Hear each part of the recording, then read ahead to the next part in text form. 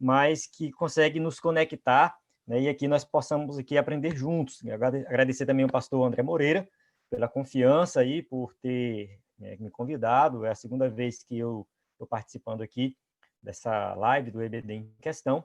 E a gente tem aqui um site também sobre Escola Bíblica Dominical, um aplicativo, um conteúdo para a EBD. E aí, sempre que surge um conteúdo novo para a EBD, assim, pelo menos eu vejo como algo que vem somar na EBD, né? Então, a gente vem somar, vem ajudar uns aos outros e divulgar da melhor forma possível. Então, a gente está sempre aí divulgando o EBD em Questão, divulgando as lives, divulgando as palestras, enfim, e divulgando todo o conteúdo, né? E o EBD em Foco está, né, engajado nessa missão aí. Então, eu sou fundador do site EBD em Foco, como o pastor apresentou, e o EBD em Foco surgiu com o propósito de ajudar professores da EBD a ministrar uma aula de excelência, a ter um conteúdo ali da EBD, um suporte, né, para ministrar uma boa aula. A gente começou com a ideia dos slides em 2016, só que quando eu comecei com os slides, eu lembro que muita gente entrou em contato comigo falando assim, olha, muito bom seus slides, mas eu estou com um pouco de dificuldade para usar. Não é dificuldade técnica, mas é dificuldade mais assim de ministração mesmo. Estou com dificuldade para preparar uma boa aula. O slide ele vem pronto, mas eu preciso me preparar melhor, eu preciso desenvolver uma certa dinâmica dentro da sala de aula, como que eu falo melhor. Muitos professores da EBD têm dificuldade para falar em público. Então, né, no caso, você está numa sala de aula, você está diante de um público, você tem que se desenvolver bem ali. E existe aí uma série de fatores que vai ajudar a aula da EBD ser uma boa aula, uma aula de excelência. E eu senti que os irmãos que acompanhavam o EBD em Foco estavam precisando de um apoio, de um suporte nesse sentido. E eu sentei e comecei a estudar, comecei a ler, na época, vários livros de educação cristã. Eu tenho alguns aqui, alguns livros, né, de educação cristã, de pregação, enfim. Depois eu posso falar de alguns livros para vocês. No final, vou apresentar alguns livros. E quando eu sentei para desenvolver a metodologia, eu fiz uma lista de 10 passos para ser um professor da EBD, né, de excelência. Então, eu pensei assim, não, como que a pessoa faz para ser um educador cristão de excelência? Coloquei 10 passos. Dei uma estudada, fiz algumas anotações e coloquei 10 passos. Depois eu pensei assim, é muita coisa. É muita coisa. Quando tem assim 10 passos para você fazer tal coisa, eu já fico desanimado, porque quando chega no terceiro e no quarto, eu já esqueci o primeiro. Então, fica um pouco complicado. Eu peguei, pensei, sempre na direção de Deus ali, eu falei, não, eu vou resumir isso aqui de tal forma que fica fácil para o professor da EBD, assim, colocar na mente, guardar na mente, fica fácil para ele aplicar, fica fácil para estudar, para desenvolver. Então, foi aí que surgiu a ideia dos 4 Cs da educação cristã, que são os 4 conhecimentos necessários para ser um educador cristão de excelência. A gente sempre fala professor da EBD, mas aqui serve para pregador, para quem está no culto de ensino, de forma bem geral, de forma bem ampla. Então, educador cristão de excelência. Então, são os 10 passos que você... 10 passos não, os 4 passos que você precisa. É claro que dentro desses passos tem subpassos, né? Então, se você for ver, no final das contas, acaba sendo mesmo em torno de 10. No entanto, a ideia aqui que eu vou apresentar para você, a ideia geral, são os 4 conhecimentos que você precisa desenvolver na sua vida como educador cristão. Eu costumo dizer que quem é professor da EBD uma vez é para o resto da vida. Dificilmente você vai deixar de ser. Dificilmente, você pode até parar ali um tempo, mas depois você volta. Se você mudar de igreja, em pouco tempo vão descobrir que você foi professor da EBD e vão te colocar novamente. Então, tem que levar esse desenvolvimento, né, de capacitação, treinamento para professores de EBD para o resto da vida. Então, saiba disso. Isso aqui é algo que você vai levar para o resto da vida. E eu pensei nos 4 Cs da educação cristã dessa forma, algo para ser levado para o resto da vida. Então, quais são os 4 Cs? O primeiro C é o conhecimento bíblico. Você vai aprender a interpretar a Bíblia, a fazer uma análise do texto bíblico, porque você vai pegar a sua revista da EBD, tá aqui a revista, né, da EBD, e você vai ver que logo no início tem uma leitura bíblica em classe. O nosso da revista aqui é da CPAD, né? Tem uma revista de leitura bíblica em classe. E aqui tem um texto bíblico, e no caso da nossa revista agora, por exemplo, comentando Jó, é uma revista que você tem que interpretar. tá? Você tem que ler o texto bíblico e ter uma noção de interpretação bíblica. Então, primeiro C, conhecimento bíblico. Segundo C, conhecimento das doutrinas. Você vai estudar a lição, apesar dela não falar de uma doutrina específica, aqui no livro de Jó tem muito teontologia, que é a doutrina de Deus, onde a gente fala muito da soberania divina. Tá? A relação de Jó com Deus é algo que a gente tem que explorar em cada aula. Então, você tem que ter esse conhecimento de teontologia. Tem que ter um conhecimento de cristologia também, porque eu costumo dizer que toda lição você tem que procurar falar de Cristo. Tá? Como que eu falo de Cristo dentro dessa lição aqui, que está falando simplesmente do livro de Jó, está apresentando o livro de Jó. Quem era Jó? Uma lição que está falando, por exemplo, de Satanás. Tá? A gente falou aqui da lição que fala da realidade de Satanás, né? Dentro do livro de Jó, né? Jó é a realidade de Satanás. Mas tem como eu falar de Cristo aqui? Sim. Aqui entra angelologia, tá? Você tem que falar na questão dos anjos, enfim. Então, é uma lição que exige conhecimento de doutrinas. Então, você tem que desenvolver esse conhecimento. Tá? Geralmente, eu pego a abordagem da teologia sistemática.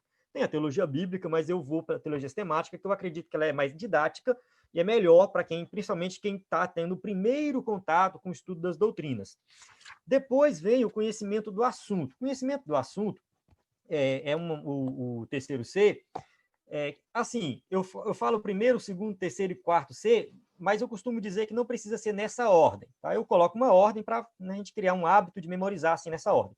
Né? Mas o terceiro C, o conhecimento do assunto, tem a ver com o assunto em si da lição. Tá? Como que você prepara uma boa aula durante a semana, quais livros você consulta, como que você se aprofunda dentro desse assunto da lição, como que você usa os objetivos da lição, como que você organiza o preparo da aula em si mesmo. Tá? Geralmente, dentro dessa parte aqui do terceiro C, conhecimento do assunto, eu vou dar dicas sobre o preparo da aula, sentar e preparar a aula. Aí você usa o que você aprendeu do primeiro e segundo C, conhecimento bíblico, conhecimento das doutrinas. E, por último, o conhecimento de didática, que é ali quando você vai para a sala de aula e você precisa ter uma boa didática para pegar todo aquele conteúdo que você preparou durante a semana e chegar lá e ministrar ali uma aula de excelência com uma boa didática, interagindo com os alunos, fazendo com que o aprendizado, de fato, aconteça. Então, o objetivo é que você desenvolva esses 4 conhecimentos. Então, a gente vai falar desses 4 conhecimentos nessa semana. Na aula de hoje, eu vou apresentar o conhecimento bíblico. Eu tenho aqui 2 slides, não vai dar tempo para passar os 2. Eu vou enfatizar um, tá? Que é o método histórico-gramatical. Eu vou apresentar o primeiro, que é uma introdução à hermenêutica, e o segundo, né, que eu vou enfatizar um pouco mais. Então, vamos lá. Eu vou compartilhar a tela aqui, vou colocar o primeiro slide, tá? Eu acredito que está todo mundo vendo aí, né? A minha tela. Então, no primeiro C, né, conhecimento bíblico, eu começo com a hermenêutica. Então, quando eu falo de hermenêutica, tá, eu vou passar rápido esse aqui, só para você ter uma noção da hermenêutica, e vou enfatizar a exegese. A importância da hermenêutica, tá? Primeira coisa que a gente tem que entender é que a Bíblia é um livro antigo, tá? E o fato dela ser um livro antigo traz muita dificuldade de interpretação. Então, a gente precisa saber quando que ela foi escrita, né? No caso, um livro específico da Bíblia, quando foi escrito, como foi escrito, por quem, né? A formação do cano, tudo isso influencia bastante. A gente está estudando Jó agora, eu vou dar muito exemplo da lição agora de adultos, que é o que eu estou estudando, e os irmãos também, a maioria está estudando. Então, a gente precisa fazer isso. A lição 1 de Jó tocou nesse assunto. Quando que o livro de Jó foi escrito? Por quem? Tá? Qual o propósito? Enfim, tudo isso foi muito importante para nós entendermos esse livro e ministrar uma boa aula sobre o livro de Jó. Tá? Então, isso é muito relevante mesmo.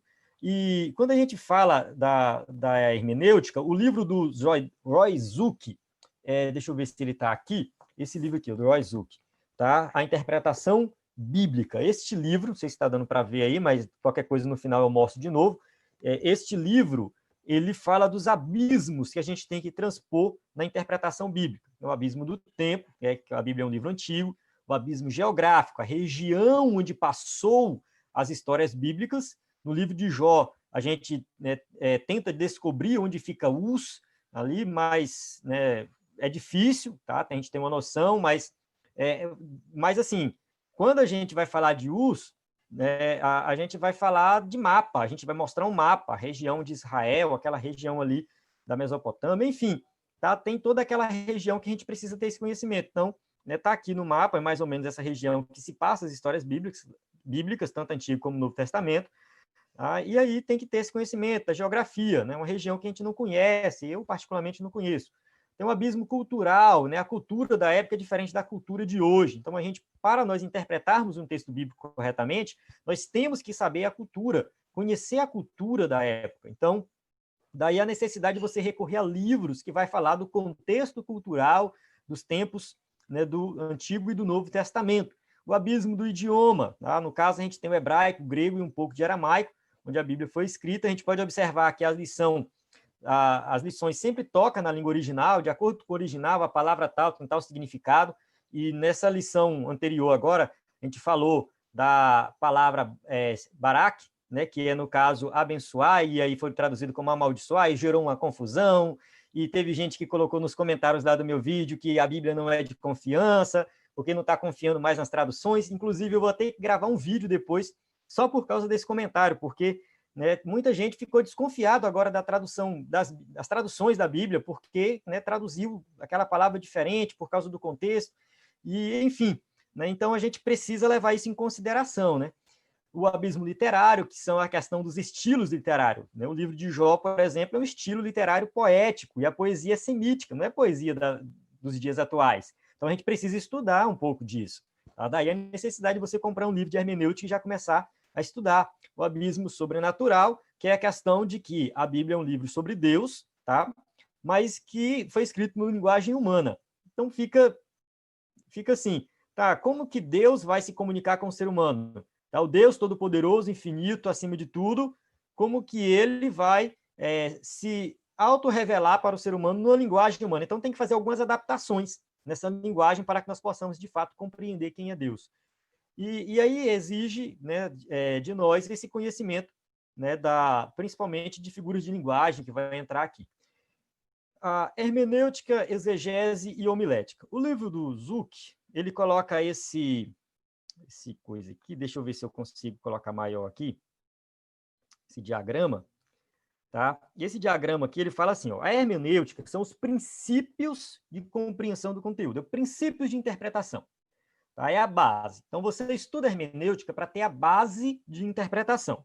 Quando você vai, de fato, interpretar o texto, você faz a exegese do texto. Então, você coloca em prática a exegese. Então, isso aqui é o que eu vou enfatizar daqui a pouco.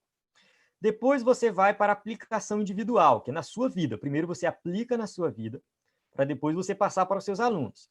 Depois, tem a homilética, ou a pedagogia. No caso, aqui são princípios de transmissão de conteúdo. Geralmente, a homilética voltada para a pregação, pedagogia, ou andragogia, tem também, né, a questão da andragogia, diz que pedagogia é para criança, andragogia é para adultos, mas enfim, no caso aqui, são princípios de transmissão, você vai transmitir este conteúdo de uma forma didática, eficiente, para que haja de fato aprendizado. E aí que você vai para a exposição da aula para trazer edificação para os seus alunos. Então, essa é a tarefa do professor da EBD. Então, o que a gente vai abordar aqui hoje? Hermenêutica, que eu já dei só essa introdução básica, nada muito profundo, e exegese, que eu vou falar agora. Tá? Depois que a gente vai falar, por exemplo, da homilética, no caso da pedagogia, que eu vou trazer princípios de transmissão e mostrar como que você vai fazer uma boa ministrar de fato uma boa aula, né? No caso, no quarto C, que é o conhecimento de didática. Então é isso, eu vou coisar aqui. Eu não sei se apareceu aí o método historiogramatical. Só me confirma se está aí. Acredito que está, né? Ou não? Tem que mudar aqui. Agora sim. Tá? O método historiogramatical. Se não estiver aparecendo esse slide aí, vocês podem me avisar, tá? O pastor André pode me avisar. Tá? Esse é o slide que eu quero apresentar aqui agora. Esse método, tá? É um método para a interpretação da Bíblia. Muita gente fala que não quer adotar um método de interpretação, porque vai ser algo muito engessado, e aí não vai ter a ação do Espírito Santo, enfim, tem muito disso, né? Não, para que eu vou usar um método? Eu não preciso de um método para interpretar a Bíblia. O Espírito Santo me guia. Geralmente tem muito disso. Mas não é bem assim, a ideia não é essa, tá? A ideia é apresentar um método que, né, você vai estudar, vai usar aí esse método que surgiu no contexto da Reforma Protestante. Na verdade, esse método é mais antigo, só que ele meio que foi abandonado logo no começo da Igreja Primitiva, e aí depois ele voltou, né?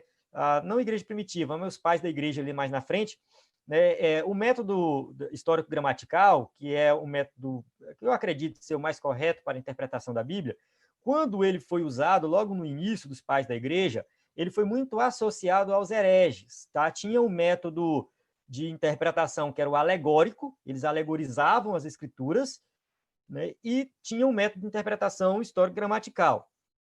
Os hereges da época, que foram condenados, eles usavam o método histórico-gramatical, e aí o método ficou meio que confundir o método com a heresia, e ele foi meio que abandonado, e aí, a partir daí, durante muito tempo, a igreja usou o método alegórico, tá? E que foi uma complicação muito grande para a interpretação das escrituras. Na Reforma Protestante, esse método meio que foi ressuscitado, tá? E aí, esse método ele é um método muito bom, que não impede o Espírito Santo te usar, te guiar no estudo da Bíblia. Então, isso é bom o professor da EBD ter uma noção desse método, tá?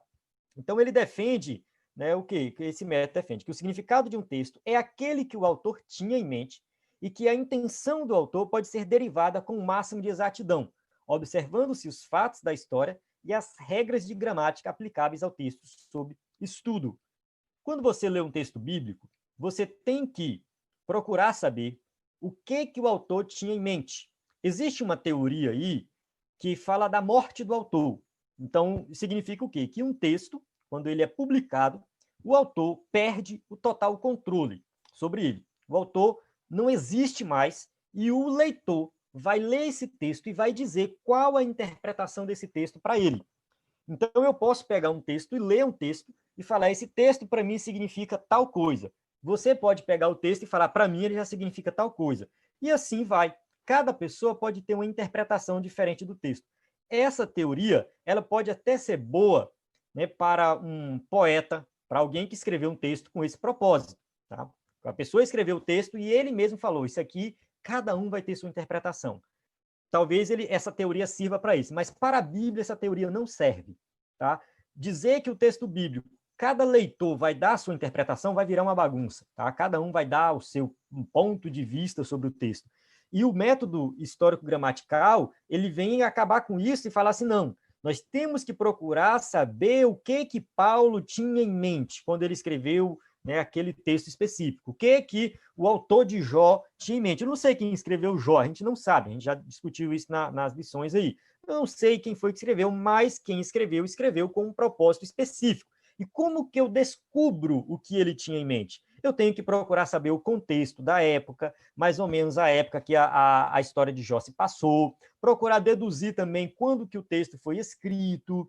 Então, eu tenho que analisar, ir para o hebraico, para o original, procurar fazer a exegese profunda do texto para que eu possa descobrir o real significado do texto, né, que o autor tinha em mente que ele foi escrito naquela época. Depois eu vou pegar isso e vou trazer para os dias de hoje e fazer uma aplicação.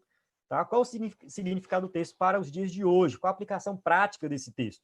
Mas primeiro eu preciso descobrir o seu significado original. A estrutura que eu vou usar do método aqui é do livro do Michael Gorman. Tá? Deixa eu ver aqui, é esse livro aqui. Ó. Michael Gorman, a Introdução à Exegese Bíblica, para mim, ele é o mais didático. Existem vários livros de exegese que dá um passo a passo, que pode divergir um pouco do que eu estou falando aqui, mas não é muito. Tá? Geralmente é muito parecido. Porque assim, é um método, mas ele não é engessado. Tá? Cada autor vai ter uma maneira de abordar e você pode adaptar ele para a sua realidade. A ideia é que você entenda a ideia do método, você tem que entender a ideia do método e adaptar para a sua realidade. Então, quais são os passos? Primeiro, preparação, que é a delimitação da perícope. Depois, a pesquisa, com a visão geral e uma hipótese que você vai ter do texto. Depois você faz uma análise contextual, consideração acerca do contexto histórico e cultural, né, do texto que você está lendo, né, o literário, canônico, enfim. A análise formal, que é a forma do texto, do movimento. No caso do livro de Jó, tem muito paralelismo, né? Então a gente tem que saber qual o movimento do texto, que é poesia semítica. Análise detalhada, que é analisar as várias partes do texto, a gente vai falar disso depois, que partes são essas, né? A síntese, que é você vai sintetizar o texto, tentar dar uma resumida no significado daquele texto, e uma reflexão teológica, que seria aplicações para os dias atuais. Então, esses são os passos do método histórico-gramatical para você fazer uma exegese do texto e ter o significado real do texto. Então, para aplicar esse método, você precisa definir que tipo de lição você vai ministrar, pois cada tipo de lição vai aplicar o método de uma maneira diferente. Então, a gente vai falar de tipos de lições lá no terceiro C, conhecimento do assunto. Mas, por enquanto, eu vou dizer o seguinte. Tipo 1, o professor tem a revista com estudo pronto, que no caso é a nossa revista, por exemplo, da CPAD, e a lição em questão é temática. No caso, eu tenho uma lição que... deixa eu tentar lembrar aqui de uma lição temática. Teve uma lição que a gente falou de mordomia cristã, é um tema, tá? Mordomia cristã, simplesmente uma lição que veio com um tema, não é baseado num livro da Bíblia, tá? O tipo 2 seria o professor tem a revista, né? E a revista é baseada em uma única doutrina ou várias doutrinas. Então, são lições doutrinárias, onde você precisa usar um livro de teologia sistemática, a ênfase é na doutrina. O tipo 3 é que o professor tem a revista com estudo pronto e a lição em questão é a exposição de um texto bíblico, que no caso, essa revista aqui, por exemplo, de A Igreja Eleita, eu estou pegando aqui, estou mostrando na câmera, eu suponho que vocês estão me vendo aí também, né? Não sei se está, mas se não tiver, depois eu mostro no final. A Igreja Eleita, que estudou Efésios, e essa que nós estamos estudando agora, que é o livro de Jó. Tá? Então, são revistas que são baseadas no texto bíblico. E no tipo 4 é quando o professor não tem a revista, ele vai fazer aí o estudo dele. Ele mesmo vai preparar a sua lição. Então, é o mais difícil, talvez, de todos. Vamos lá, aplicação do método histórico-gramatical. Quando eu tenho uma lição temática, talvez não há necessidade de eu aplicar o método 100%, porque eu tenho que me aprofundar no tema. O texto bíblico está lá para dar um suporte, mas ele não é ali o ponto principal. Quando eu tenho uma lição baseada num livro da Bíblia, aí o texto bíblico ele é fundamental para você interpretado, que é o caso agora que nós temos tanto de adultos como de jovens, quem é professor de jovens também, está estudando sobre personagens bíblicos que são textos bíblicos que você tem que interpretar. Então tá, vamos lá. Preparação. Primeiro passo, você vai delimitar a perícope. O que é a delimitação da perícope? Né? O que é uma perícope? Esse nome aí diferente, né? Uma perícope é um pedaço de um texto que tem começo, meio e fim. Tá? Você vai ler um texto, ele tem que ter começo, meio e fim. Ele tem uma ação completa. Então, esse texto é uma perícope. Às vezes, não é fácil identificar onde começa e onde termina um texto. Isso para qualquer texto. Para o texto bíblico também é um pouco difícil. Tá? Então, uma dica, no caso da Bíblia, tá? Eu vou fazer a aplicação para a Bíblia aqui. Uma dica que às vezes ajuda a verificar onde começa e termina o parágrafo. Geralmente, um parágrafo na Bíblia contém uma perícope, é um começo, meio e fim. Na minha Bíblia, por exemplo, tem em negrito. Tá? Eu tenho aqui a Bíblia, eu posso abrir aqui a minha Bíblia num texto que a gente está estudando agora, da lição de adultos, o livro de Jó, Jó capítulo 3. Se a gente observar, do versículo 1 de Jó até o versículo 10 é uma perícope.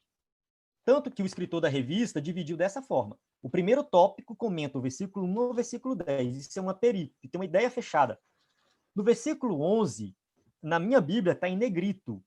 O por que não morri eu na madre? A pergunta que ele faz. Né? Por que eu não morri no ventre da minha mãe ainda?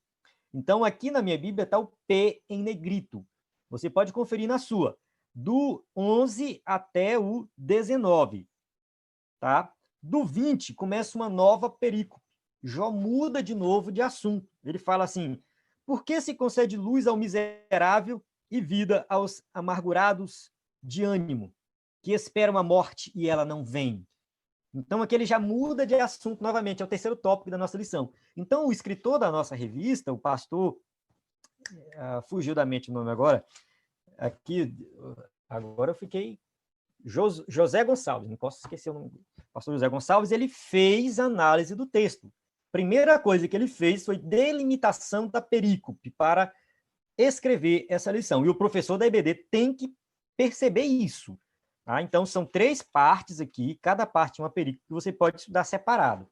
Tá? Então, você consegue delimitar a perícope. Você pode preparar um estudo só do versículo 1 até o versículo 10. Tá? Você pode fazer isso. Nesse caso aqui, a lição colocou as 3 perícopes, no caso, as 3 partes do capítulo 3, mas poderia ser uma lição para cada parte. Ficaria até mais interessante, mas a gente não tem tempo para isso, né? São só 12 lições, então não dá. Vamos lá. O texto de Efésios 5:1-2 é uma perícope, tá? Nesse caso aqui, capítulo 5, né, Paulo, ele, né, tem aqui, ele fala assim: sede, pois, imitadores de Deus como filhos amados, e andar em amor, como também Cristo nos amou. Pode confundir, porque aqui está em negrito, o S, tá? Você pode, nossa, começou um parágrafo. Mas, se você olhar o contexto dessa passagem aí, tá? Você vai observar que do versículo 25 ele já começa a falar de santidade, de mudança de vida. Né? Por isso, deixar é mentira, falar é verdade, cada um com seu próximo, porque somos membros uns dos outros. Enfim, e a gente conclui que, na verdade, voltando aqui, o capítulo 5, versículo 1 e 2, é o finalzinho dessa perícope, tá? É o finalzinho. Se eu ler só isso aqui, fica um pouco sem conexão. Fica sem conexão. Então, a perícope vai do 4:25 ao 5:2. Tá? Se você for pregar essa passagem, você tem que levar em consideração esse versículo aqui, 1 e 2 do capítulo 5. Então, né, tem que ter cuidado com essa divisão de capítulos e versículos, porque nem sempre a perícope termina no capítulo. O capítulo 4 terminou aqui, então aqui é uma nova perícope. Não, faz parte, tá dentro dessa perícope. Então, você tem que procurar ver se o texto ali tem começo, meio e fim. Vamos lá. Quando a passagem é uma narrativa, geralmente tem que olhar se muda o local da ação, né, se aparece um novo personagem, se muda o argumento. Então, tem aí vários exemplos. Né? Por causa do tempo aqui, infelizmente, não vai dar para eu explicar tudo. Tá? Eu vou avançar aqui rápido. Tem um exemplo aqui de Jesus com no caso, esse cego de nascença, tá? Que aí mostra uma mudança de local. Jesus estava no templo, depois ele está na rua, tá? Então aparece um novo personagem, depois aparecem os fariseus, então já apresenta que tem um novo personagem, uma nova perícope. Então tem algumas dicas que você pode usar para descobrir onde é uma perícope, tá? Então fica aí a dica para você procurar perceber essa questão da mudança de ação, mudança de ideia do texto, para que você possa, de fato, identificar as perícopes. Tá, o próximo passo, que ele é o passo 0, né? Passo 0. Passo 1, pesquisa. Então, a visão geral, familiarização com o texto. Então, nesse caso, a primeira coisa que você vai fazer com o texto é ler o texto várias vezes. Tá? Não tem como você ensinar um texto bíblico, pregar um texto bíblico, se você ler só uma vez. Tá? Você tem que ler e reler, e procurar saber quem escreveu, quando escreveu, para quem escreveu, por que escreveu. Então, você vai pegar um livro de introdução ao Antigo Testamento, introdução ao Novo Testamento. Eu acredito que são 2 livros que não pode faltar na biblioteca de um professor da EBD. Tá? Tá aqui, por exemplo, Panorama do Antigo Testamento, que é um livro que vai dar um panorama geral de cada livro da Bíblia. Então, eu tenho aqui para consultar, sempre que eu vou estudar um livro da Bíblia, eu procuro saber esse contexto. Tá? E no caso do Novo Testamento, eu tenho esse aqui, Introdução ao Estudo do Novo Testamento, do Brodus David Halley. Ele é um livro excelente também, que vai fazer a mesma coisa, um panorama de cada livro do Novo Testamento. Então, ter esses panoramas são importantes. Tá? São livros que você pode adquirir, que pode parecer um pouco caro de início, mas vale muito a pena, porque ajuda você depois na interpretação do texto bíblico. E aí, aqui tem a formulação da hipótese. São as primeiras ações que você fazer do texto. Assim, você já ouviu isso e aquilo. Tá? É uma conjectura, tá? Não é a tua interpretação ainda, meio que uma conjectura. Só para você ter ali uma ideia do texto. Né? Aqui apareceu que minha conexão está instável. Tá? Pastor, qualquer coisa você manda mensagem no WhatsApp, se não der para falar aqui no Zoom. tá? Eu estou aqui com o WhatsApp aberto, e aí, se tiver instável, a gente pode tentar melhorar aqui. Mas vamos lá. Então tá. Faça as seguintes perguntas para o texto, né? Qual o tema principal desse texto? Qual o papel desse texto no livro como um todo? Tem que procurar saber.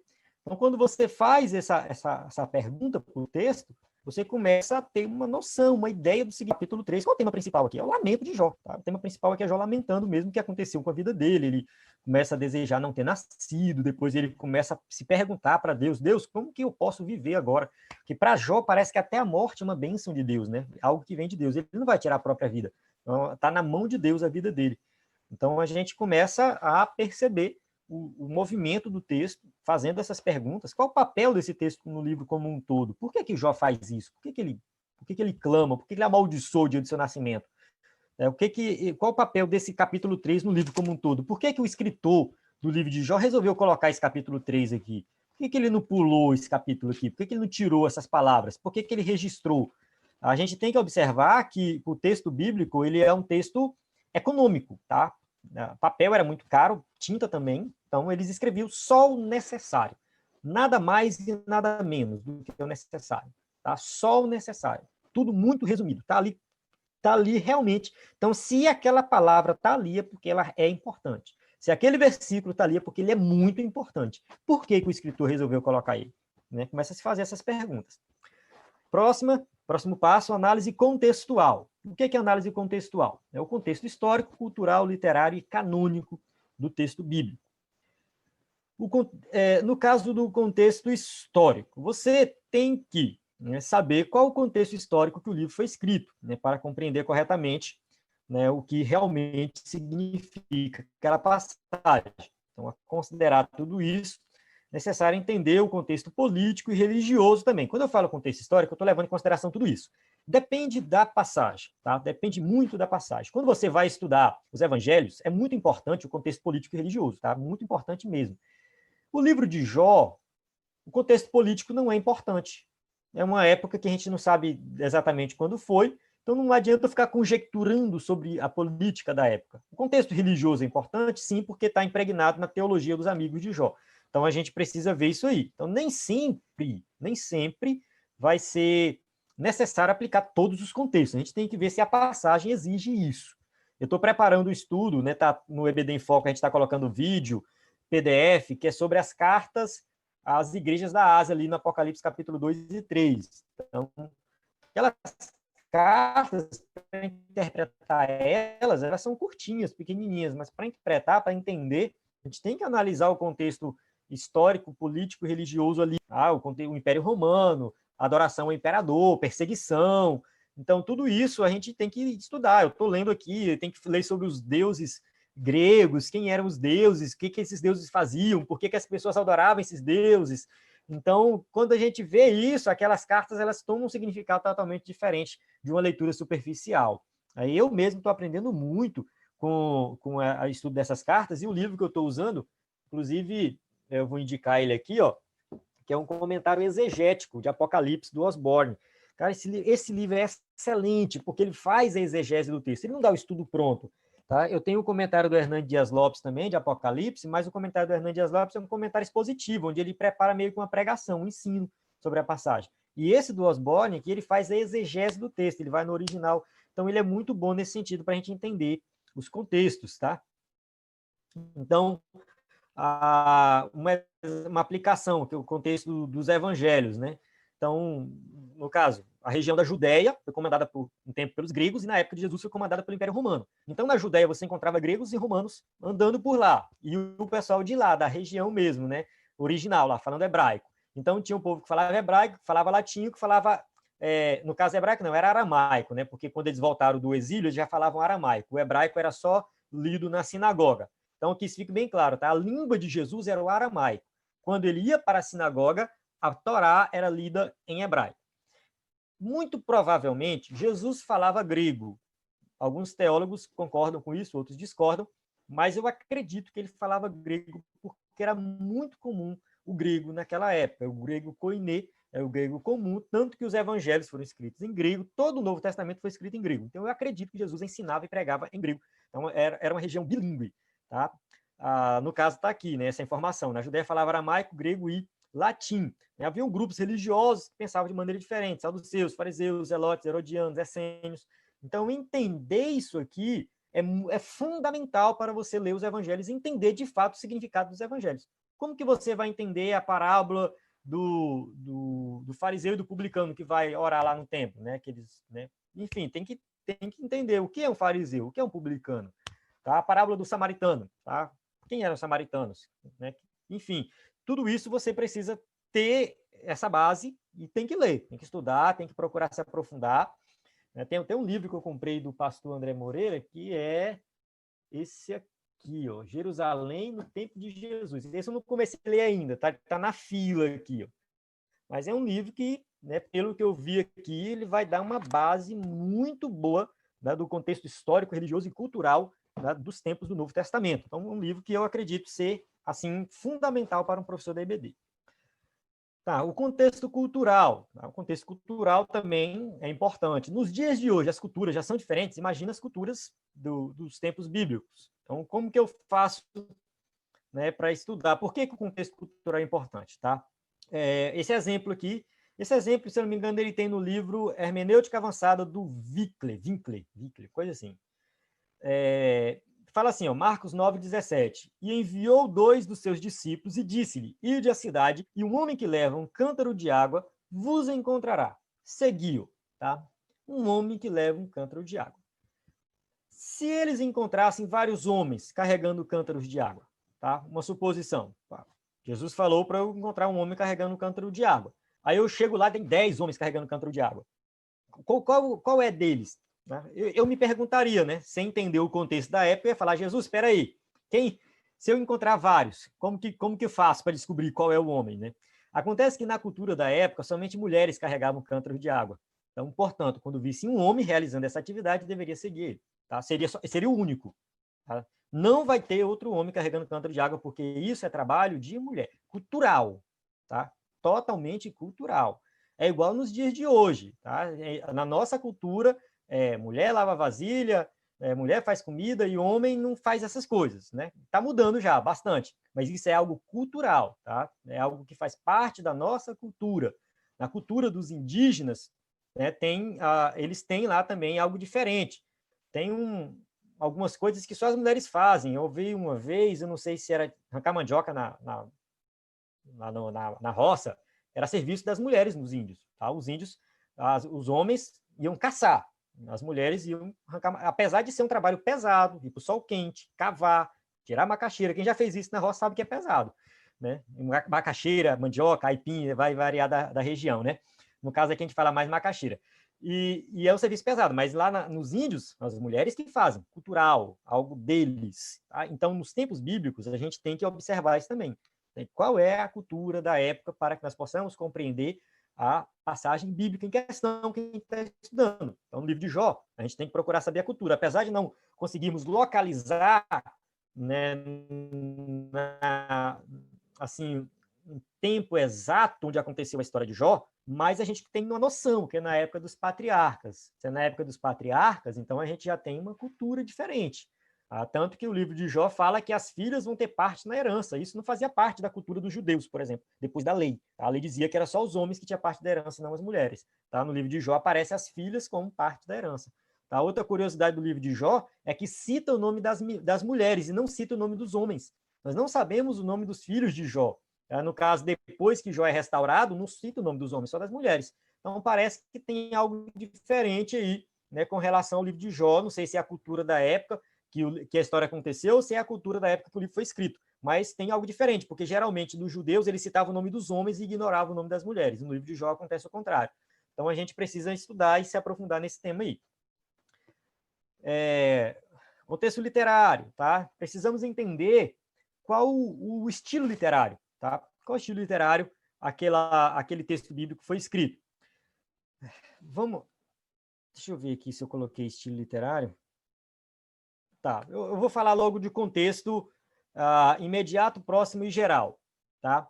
Esse contexto imediato, próximo e geral é quando você vai ensinar um versículo específico. Eu não gosto de pregação em cima de um versículo, é uma coisa minha, tá? Eu não gosto. Raramente eu prego em cima de um único versículo. Geralmente eu prego e ensino em cima de um perícope, um parágrafo. Mesmo você pregando em cima de um parágrafo, você vai ter que saber o parágrafo anterior, o parágrafo posterior, e você precisa entender a ideia geral do texto e também da Bíblia. Então, esse contexto, ele vai expandindo, tá? O contexto imediato, o contexto próximo, o contexto geral. Tá? Você tem que analisar o texto dessa forma. Posso todas as coisas em Cristo que me fortalece. Filipenses 4,13. Esse versículo tem placa de carro, enfim, o pessoal coloca no caminhão, coloca nas camisas, tudo posso naquele que me fortalece. Qual é o significado disso? Quando a gente pesquisa na internet, parece um negócio meio estranho, né? Parece gente saltando de abismo, tá? Tem tudo. Se eu posso tudo, então eu posso fazer qualquer coisa. Eu sei também ter a mudança. Em toda maneira, em todas as coisas estou instruído, tanto a ter fartura como ter fome, tanto a ter abundância como padecer necessidade. Então, o que Paulo está querendo dizer? Tá? Ele está dizendo que ele pode suportar todas as coisas em Cristo. Quando ele fala, posso todas as coisas naquele que me fortalece, ele fala assim, olha, irmãos, eu passei por tudo isso, tanto na abundância quanto na escassez, em Cristo, eu estou bem. O importante é estar com Cristo. Eu posso suportar todas as coisas naquele que me fortalece. Então, o contexto é que vai dizer isso. Esse versículo fora do contexto, ele perde todo o significado. Mesma coisa, a gente estudando o livro de Jó. Se você pegar o livro de Jó, pegar um versículo, onde você lê aqui, Jó desejando morrer, ele vai falar, não, peraí, Jó estava em depressão, esse homem aqui não é um homem de Deus. Mas quando a gente entende o contexto do que aconteceu com ele e tudo mais, e é um livro de uma linguagem poética, ele está fazendo uma lamentação, aí você entende, né? Porque assim, o contexto literário envolve também você compreender o estilo literário que o texto foi escrito. A gente falou de estilo literário lá atrás, né? Mas, voltando aqui, qual o estilo literário? Para que eu possa usar essa ideia do contexto. Então, isso é muito importante. Faça as seguintes perguntas, né? Qual é o assunto do parágrafo anterior? Né? Qual é o assunto dele? O parágrafo que vem depois ajuda a explicar o texto? Tem conexão um com o outro? Tá? Essa passagem exerce um papel importante no entendimento de algum tema do livro em questão? Ou seja, será que essa passagem, essa perícope aqui, ela realmente traz algo que contribui para o contexto geral do livro ou não? Tá? Tem que ver isso, porque às vezes a passagem é uma citação do Antigo Testamento, meio sem conexão. Isso é, se você estiver estudando o Novo Testamento, né? Então você pode talvez nem ter tanta conexão com o livro como tudo. Vou abrir um parênteses aqui. Quem está me assistindo fala, meu Deus, é coisa demais, como que eu vou fazer isso? Na prática, isso aqui, um professor da EBD, na prática, tá? Geralmente ele faz pequenas anotações. Não precisa ser um estudo detalhado, escrito. Isso aí é se você estiver fazendo um trabalho mais completo, um trabalho acadêmico, onde você quer ter o texto todo escrito. Aí sim, você vai digitar no computador, fazer algo bem completão mesmo, 10 páginas, 20 páginas. Mas no meu caso aqui, ó, que eu vou preparar uma aula para EBD, eu comprei um cadernão aqui, um caderno grande, sem pauta, que é o jeito que eu gosto de escrever, e aí eu vou anotando aqui, ó, as coisas. Ó. Carta a Pérgamo. Estou preparando o estudo lá de Apocalipse 2, de 12 a 17. Eu vou fazendo anotações, ó. Fazendo anotações, não necessariamente algo muito organizado. Eu vou lendo os livros e vou anotando, né? Fazendo só, pegando essa ideia aqui, que eu estou apresentando para vocês. Eu estou mostrando aqui o que eu coloco de fato em prática, né? Aqui é a lição 3, ó. Lição 3. Eu também fiz algumas anotações. Tal, do lado de cá também, coloco os versículos, enfim. Então eu vou anotando e aí eu vou preparando o meu estudo, preparando a minha aula, preparando a minha mensagem.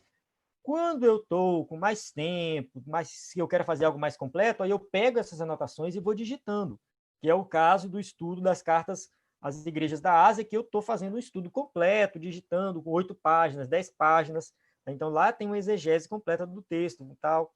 Então, para a aula da EBD, você não precisa fazer algo completão, vai pegando a ideia e fazendo anotações.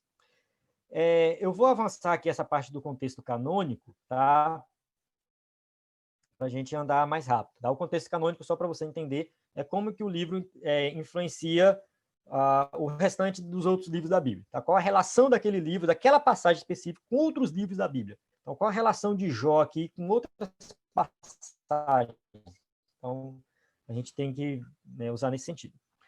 Análise formal. O que é análise formal? Né? A forma literária.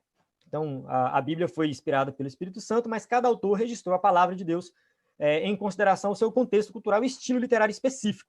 Então, tem o livro poético, tem cartas, tem narrativas, tem profético. Você tem que identificar isso. Tá? E dentro desses gêneros mais assim maiores, né? Por exemplo, um livro poético, uma carta, você tem subgêneros: oráculo profético, parábola, história de milagre, sermão, tudo isso dentro de um gênero maior. Por exemplo, livro de Samuel, tá? Gênero predominante, narrativas, é uma narrativa. Mas lá em Samuel tem parábola, tá? 2 Samuel 12, de 1 a 4, tem uma parábola.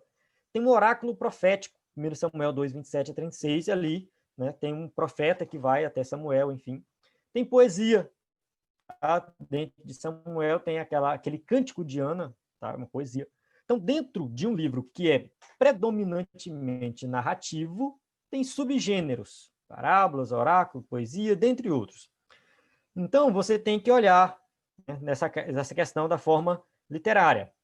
E quando você faz essa análise literária, tá? Você identificou, tá, qual é o estilo literário da passagem bíblica, você vai analisar, você vai colocar no papel agora o esboço analítico do seu texto bíblico, para você perceber o fluxo das ideias.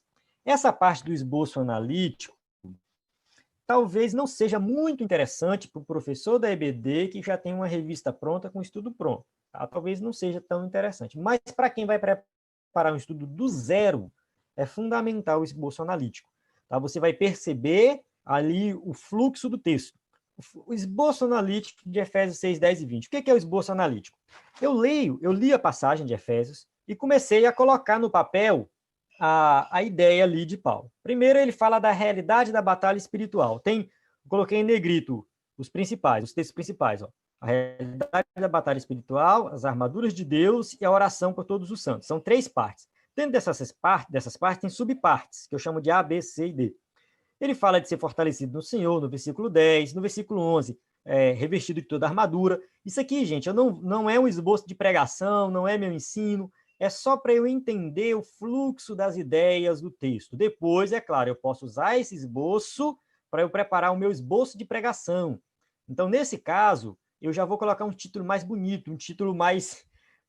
Você vai pensar mais no marketing da sua pregação, do seu ensino, né? Com um título que chama a atenção, né? Então, nesse caso aqui, não. Isso aqui é algo bruto mesmo, assim, pá, o que está no texto eu coloco.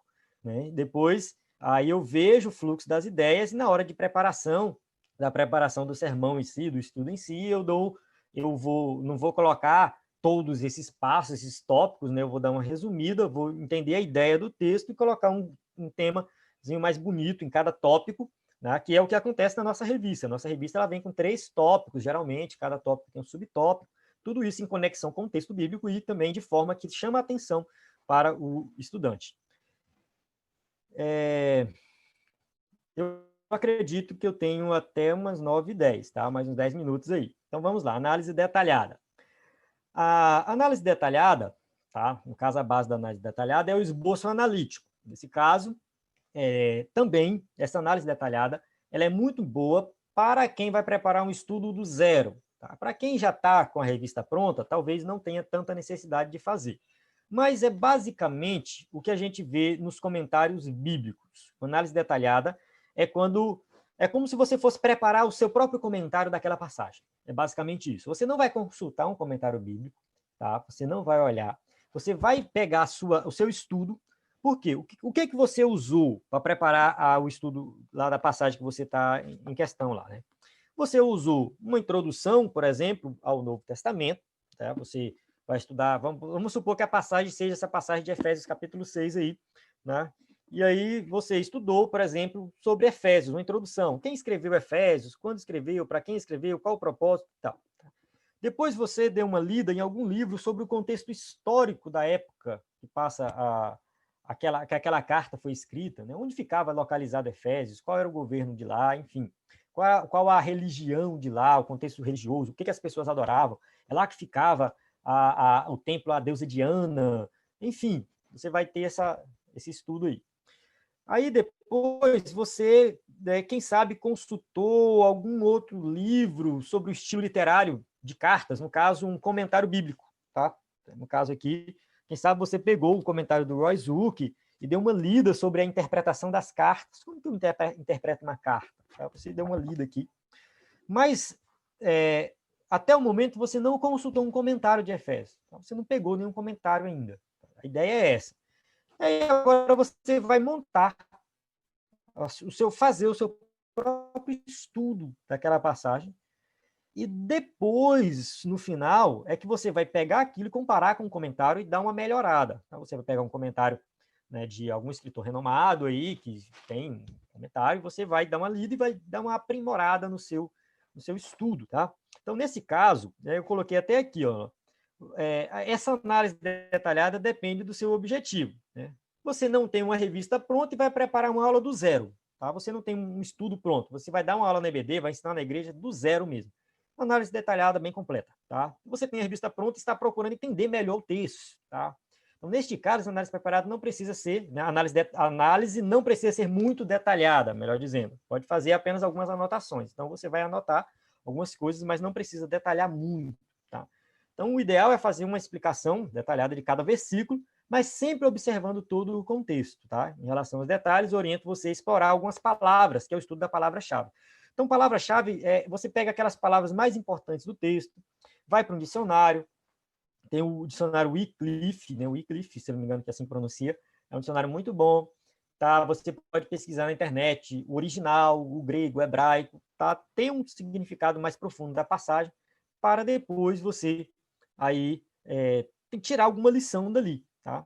Então, aqui eu coloquei, né, lá em Filipenses, a palavra alegria se repete muito, né? 11 vezes ela se repete, pelo menos na tradução que eu tenho aqui, 11 vezes Paulo fala de alegria. Então, alegria é uma palavra-chave, tá? A Efésios fala muito de carne também, tá? Até comparei aqui, tá? João 1,14 com Efésios 2,3, porque, assim, a gente não pode ficar preso no significado da palavra, no original, sem olhar o contexto que a palavra está acontecendo. E o verbo se fez carne e habitou entre nós. Aí lá em Efésios, fala assim, antes andávamos nos desejos da nossa carne, fazendo a vontade da carne. Carne em João 1,14 é o mesmo significado em carne em Efésios 2,3? Não. Se fosse, nós teríamos um problema teológico muito sério, tá? Se fosse, porque carne aqui, em João, né, traz o sentido de que Jesus assumiu a natureza humana, ele se tornou um ser humano. E carne, em Efésios, tem um sentido negativo, natureza pecaminosa. Então, se eu misturar isso aqui, eu vou dizer que Jesus se tornou natureza pecaminosa. Não pode, é uma heresia isso. A gente tem um problema teológico muito sério. Então, procure saber o significado da palavra no original, mas procure saber dentro do contexto que a palavra está acontecendo. Eu costumo dar muito exemplo da palavra manga, tá? Na minha região aqui, por exemplo, manga pode ser a fruta manga pode ser a manga da camisa, tá? E manga pode ser um pedaço de terra, que quem tem fazenda aqui fala, não, tem uma manga ali, tá, onde está os bezerros, tá? Então tem essas três usos. Mas se eu falar só manga, a pessoa não sabe o que eu estou querendo dizer. Agora, se eu falar, eu comi uma manga, fala, fruta, né? Eu costurei uma manga, costurei a manga da camisa, eu coloquei o gado na manga, então a manga é terra. Então, a palavra ela pode assumir significados diferentes dependendo do contexto em que ela se encontra. Então, a gente tem que ter esse cuidado. Por último, a síntese. Tá? A síntese do texto é mais assim para você provar para si mesmo que você entendeu o texto. Então, qual o significado desse texto em 3 linhas, 4 linhas, um parágrafo? Tá? Você vai... Esse texto tem significado tal, tem um propósito tal, a ideia principal do texto. Tá? Você pegar a ideia principal. Então, aqui tem algumas dicas, né? Alguma repetição de palavra, ideia, imagem. A estrutura do texto indica o foco, qual o ponto central, tem contrastes, tá? O começo ou o fim do texto, tá? Tem... revela o seu principal interesse, enfim. Tá? Depois você vai fazer a reflexão teológica. Então, a síntese, você escreve a síntese para mostrar que você realmente compreendeu aquele texto. E a reflexão teológica é quando você vai para a aplicação prática, né? O que esse texto nos exorta a crer, o que o texto nos exorta a esperar, o que o texto nos exorta a fazer, o que eu coloco em prática após ter estudado esse texto. Então, aqui tem algumas dicas, né, de interpretação, é ver o que esse texto diz sobre o Pai, o Filho e o Espírito Santo, sobre o povo de Deus, a missão de Deus no mundo, fruto da salvação, amor de Deus, amor ao próximo, vida diária. Não é tudo isso, mas alguma coisa dentro disso aqui o texto vai dizer. Então, o texto ele tem, sim, aplicações práticas. Essa lição de Jó que a gente está estudando agora, a lição número 5, ela fala aí de desespero, de a pessoa que está passando por um problema muito sério, tá? E a pessoa, às vezes, tem que usar as suas emoções, e, às vezes, dentro da igreja, tem pessoas reprimindo. Não, irmão, você não pode chorar, você não pode... Não, a pessoa está usando as emoções, mas aí entra a questão do equilíbrio para a pessoa não entrar em depressão. Então, será que crente entra em depressão? A gente tem que começar a questionar essas coisas e levar isso para a sala de aula da EBD. Então, trazer uma aplicação prática do texto. Tá? A gente pega a história de Jó, que aconteceu lá no passado, muito tempo atrás, traz agora essa história para o dia de hoje, a gente faz a interpretação do texto de acordo com o original ali, com a da época que ele aconteceu, e traz para o dia de hoje e falar, será que hoje a gente passa problema igual Jó passou? Será que tem crente hoje sofrendo como Jó sofreu? Será que tem crente hoje clamando como Jó clamou? Então, a gente tem que trazer para os dias de hoje e fazer uma aplicação para que aquilo seja realmente algo relevante para a igreja atual. Então, isso é uma responsabilidade muito grande do professor da EBD, que ensina na igreja, quem tem aí algum compromisso de pregar, ensinar, tem essa responsabilidade, que é grande, uma responsabilidade muito grande, de interpretar o texto corretamente e trazer uma aplicação prática altamente relevante para a igreja atual. Amém? Deixa eu parar aqui o compartilhamento. Né? Bem, pastor, é isso.